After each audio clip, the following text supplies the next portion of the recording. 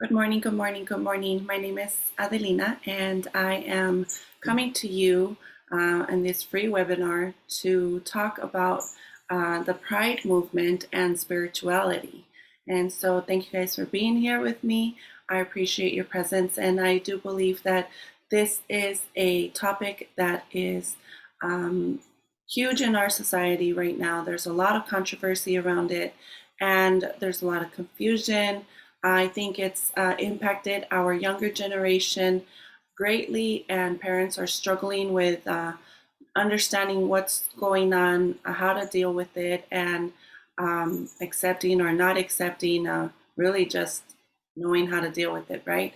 And so I decided to go ahead and launch this free webinar in hopes to connect with others and bring some clarity and maybe possibly some peace of mind.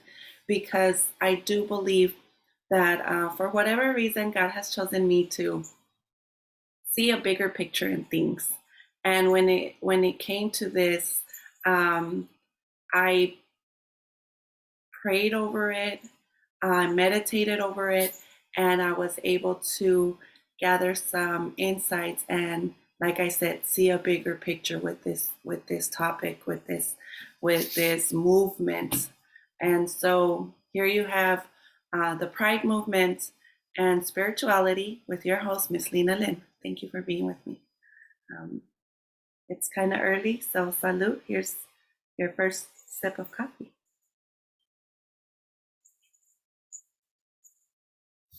All right. So I believe that when we ask, we will receive. And I believe that what we put out is what we get back. That's the golden. That's God's law. The golden rule is do unto others as you want them to do unto you. Right? In every religion, in every culture, in every race, we all have a similar law or standard of living, ethic, that do unto others as you would have them do unto you, right? And so I believe that God created all things, and that He's the beginning and the end, just like the seed is the beginning as it is in its end. You plant a lemon seed, you're going to get a lemon tree, right? And so there's some growth to it, but it's the same. And so when it comes to this Pride movement, I believe that it's something bigger than just fighting for the right to be gay, or the right to choose to be trans, or whatever the case may be. Okay, I know there's a lot of letters attached to it, the LGBTQ, I think I or R community, but I think it's a lot bigger than that. And when we can see it in that way, I believe it'll bring us a lot more comfort. Okay, and so if you think about it, everything is energy, and so thoughts are energy. This world operates in energy. Everything around us is energy. Our thoughts, our words, our actions, everything that we see, hear, taste, smell, feel, it's energy. And so energy has existed since the beginning of time. And if you think about the growth of energy, energy gains momentum just like a snowball, and it just gets bigger and bigger and bigger. And so the way energy gets big, and we'll put it to the Pride movement, is one person stood up and another person stood up, and they had the same thoughts and they had the same ideas. They wanted the same thing. They had the same desires. And so the energy behind that grew and grew and grew. And every time somebody else talks about it, every time somebody else joins the movement, every time somebody else becomes part of the movement, this energy grows. And so this Pride movement has a very, very strong energy behind it. And that is some of the reason why it is affecting, strike that, watching the child, strike that, impacting our younger generation.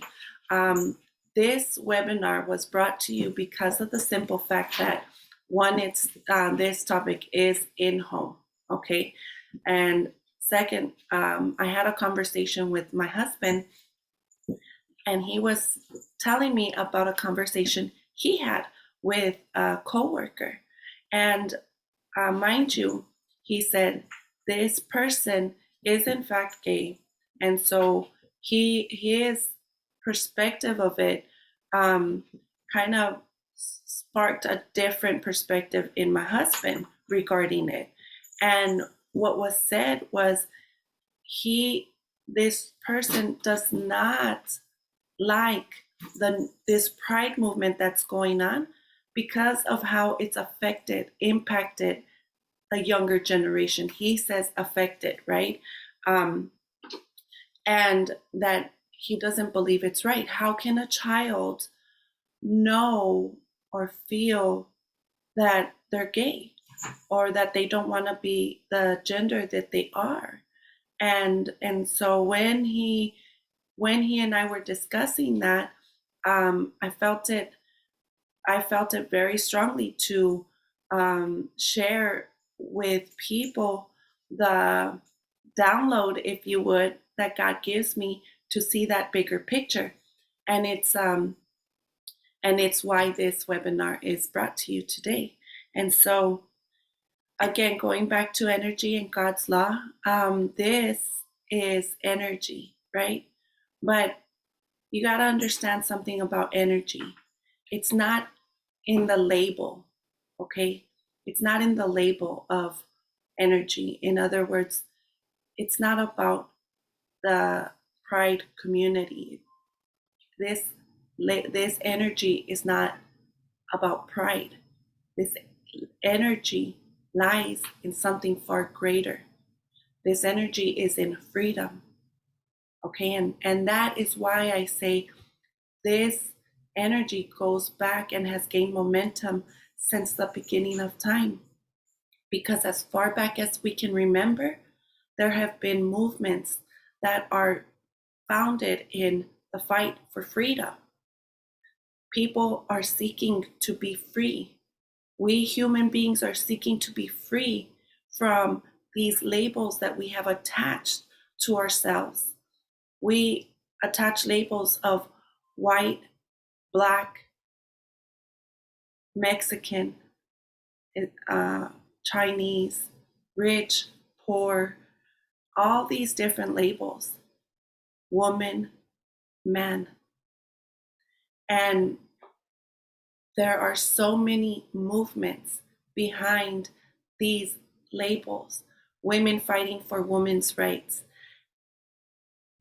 the pride community fighting for their right to choose, the civil rights movement, the slaves fighting to be free, the African Americans fighting for equality, for a place in our society, for freedom, for the right to live and to choose. And you know what? That is something we don't have to be fighting for. The right to live and be free is ours already.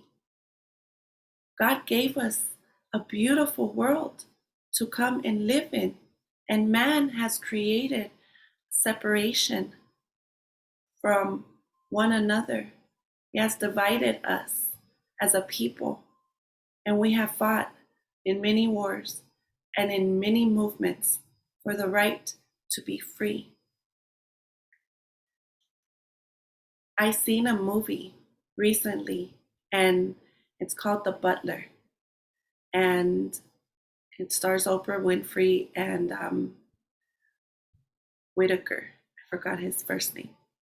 And so that movie I don't watch too much TV because I feel a lot of energy, and so I'm very careful with what I watch. But recently, my honey has me watching movies, so I watched this movie, and I didn't sleep well. It was in my mind for days until I realized that this is why I watched the movie. Because when my daughter went through a moment recently in this last few days, excuse me, when she went through a moment where she was judged in our society for dressing or looking the way she looks. Um, I had this conversation with her. It opened the opportunity for me to have this conversation with her. And I referenced this movie because this movie talks about it, how a child who worked in the cotton fields um, had his father murdered there and his mother abused, but he was taught how to be what they call a house nigger, and he was taught to serve the white man in return for a better life. He didn't have to work out in the field anymore. He was taken inside, indoors. And so moving forward, this man built a life for himself as a butler, and he created a beautiful life for his family. He had two sons, a wife, and they lived a lot more comfortable, better than many others in the African American community. And so he was happy to work and serve. He was happy. It was satisfying to him to work for the white man because it gave him the opportunity to build a beautiful life for his family and to send his sons to school and to college. And that's where the movie changes. The oldest son goes to college, and you see it prior to this with faces and kind of remarks, little shrugs or whatever. But this son did not. This son did not uh, see things the way his father um, saw it, as far as working for the white man, and he was against it. And so when he went off to college, he joined the civil rights movement. And they show how he got beaten and all the torture he went through as a group. Okay, these individuals, and not just African Americans. There was those who stood by their side, who walked with them, marched with them, and endured what they endured, and were white as well. And so the the father and the son, the relationship goes through this turmoil. He doesn't understand why his son is fighting. Why can't he just go to college? Why can't he do things right? Right? Why fight? You have an opportunity. I built it for you so you could go to college. And so my point in referencing this movie is that it is because of people like that young man and those who gathered with him and fought and endured that there's been change in this world, that there is freedom and protection when it comes to those things now. And that's not to say that prejudice does not exist anymore, because it does. But we have evolved as the human race and have shed a lot of our prejudice ways. More have gathered in union, in unity, to stand and be a people of love than of hate. And it's because of those that endured that, who stood up, who carried the bravery to do what they did. And so I told my daughter that the lifestyle she's choosing right now is it's got a lot of attention on it right now. And there is a lot of criticism about it. And there's a lot of judgment, and there's a lot of prejudiceness over it.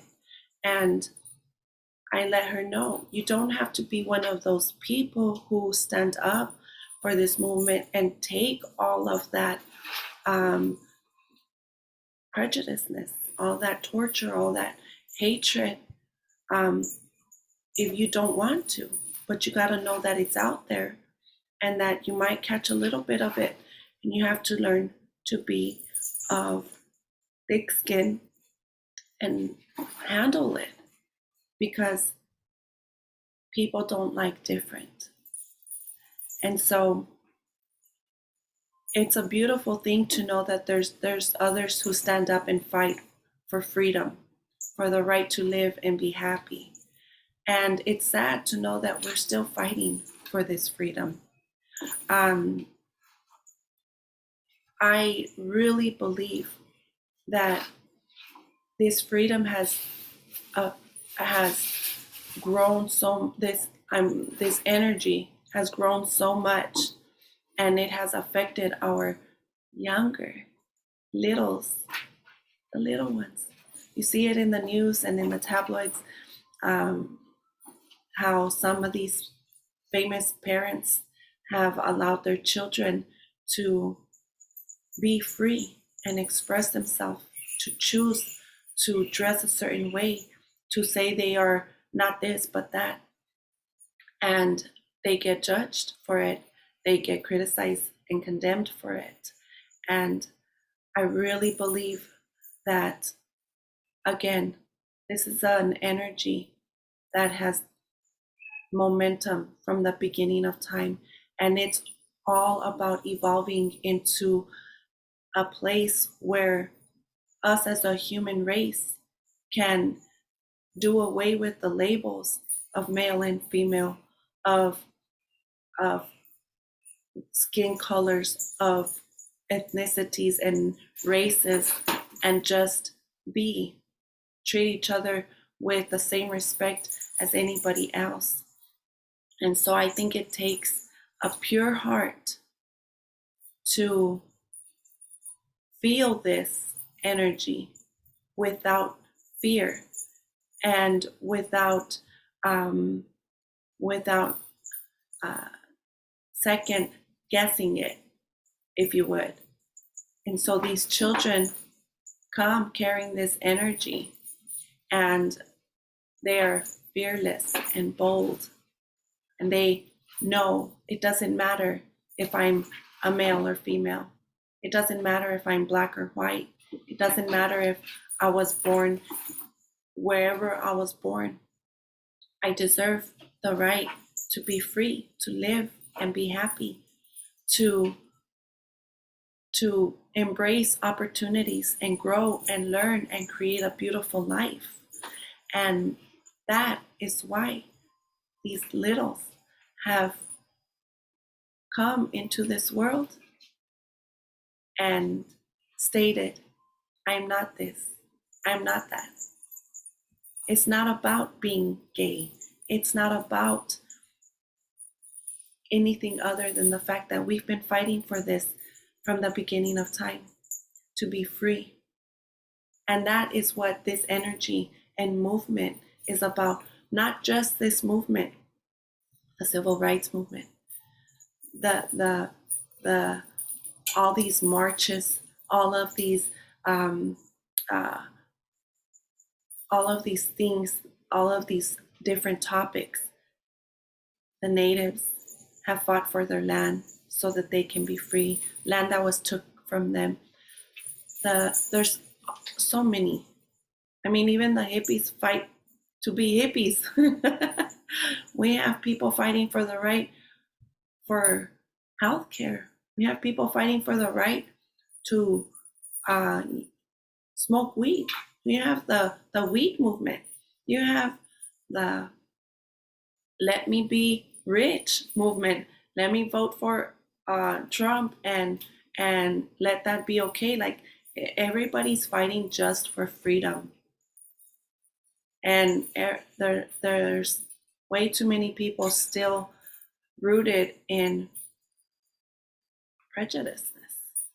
And so I encourage you, when you see a person who looks like a female but is dressing like a man, or is a man obviously but dressing like a female, not to put a label on them, but just let them be.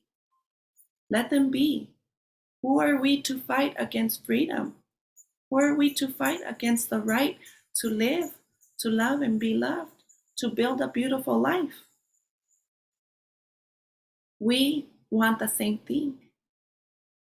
And you're not going to beat the energy behind this. This energy is going to grow, and we will evolve as a human race, little by little, just like we have been from the beginning of time, until we realize that all of us, every single one of us, has the right to live, to be happy, to choose, and to be free. And so there you have it. Those are my thoughts. This is, again, a touchy subject. If you have a child who is come into this world and has been a chosen child to lead us as a human race into this huge, new, evolved being, I really encourage you as a parent to let them. Let them be free. The hatred from a parent is so damaging. The hatred within families, the condemnation. There's no wonder why we're seeing suicide rates within our young children so high. The hatred has got to stop. It has to stop. And that's going to take us becoming vulnerable, opening our hearts, learning to love without judgment, learning to love without criticism, learning to love because we don't want to be responsible for any more cases of mental illness, suicide, mass shootings in our society.